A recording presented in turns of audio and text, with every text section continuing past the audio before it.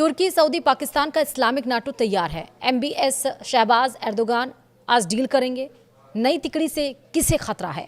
नमस्कार, आप देख रहे हैं न्यूज़ 18। मैं हूं आपके साथ श्रुति श्रीवास्तव।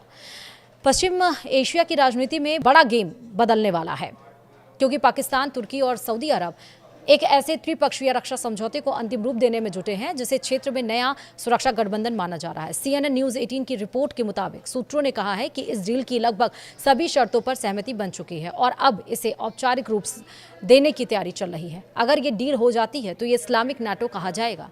इसी कड़ी में तुर्की के राष्ट्रपति रेसेप तैयप एर्दोगान भी शुक्रवार को यानी कि 7 अगस्त को सऊदी अरब पहुंच रहे हैं। यहाँ उनकी मुलाकात क्राउन प्रिंस मोहम्मद बिन सलमान MBS, जिसको हम कहते हैं, पाकिस्तान के प्रधानमंत्री शहबाज शरीफ और सेना प्रमुख फील्ड मार्शल आसिम मुनीर से होगी। रॉयटर्स की रिपोर्ट के मुताबिक 7 अगस्त को डील पर फाइनल साइन होगा। शहबाज और मुनीर 6 अगस्त को ही सऊदी पहुंच चुके हैं, जिससे साफ है कि बातचीत अब निर्णायक दौर में है।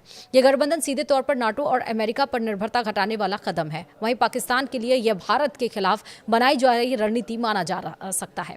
इस संभावित गठजोड़ की खासियत यह है कि इसमें शामिल हर देश अपनी अलग रणनीति ताकत लेकर आ रहा है। सऊदी अरब आर्थिक संसाधन और क्षेत्रीय प्रभाव प्रदान करता है। तुर्की रक्षा तकनीक और ड्रोन क्षमताओं के लिए जाना जाता है, जबकि पाकिस्तान सैन्य अनुभव और ऑपरेशनल क्षमता के साथ इस गठबंधन को मजबूत बनाता है। इतना ही नहीं, इस ग्रुप की सबसे बड़ी ताकत पाकिस्तान ही है, जिसके पास परमाणु बम है। यानी यह सिर्फ एक समझौता नहीं, बल्कि 3 अलग अलग क्षमताओं को एक साथ जोड़कर एक समन्वित सुरक्षा ढांचा तैयार करने की कोशिश है।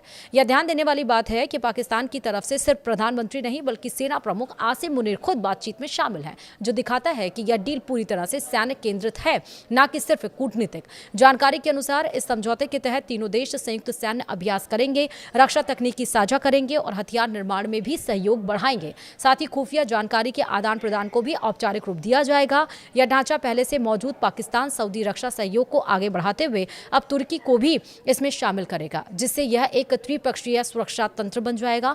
अभी यह पता नहीं चला है कि क्या इस गठबंधन में एक देश पर हमला सभी पर हमला माना जाएगा या नहीं। वहीं नाटो देशों में आर्टिकल 5 के तहत किसी भी एक देश पर अटैक सभी पर अटैक माना जाता है।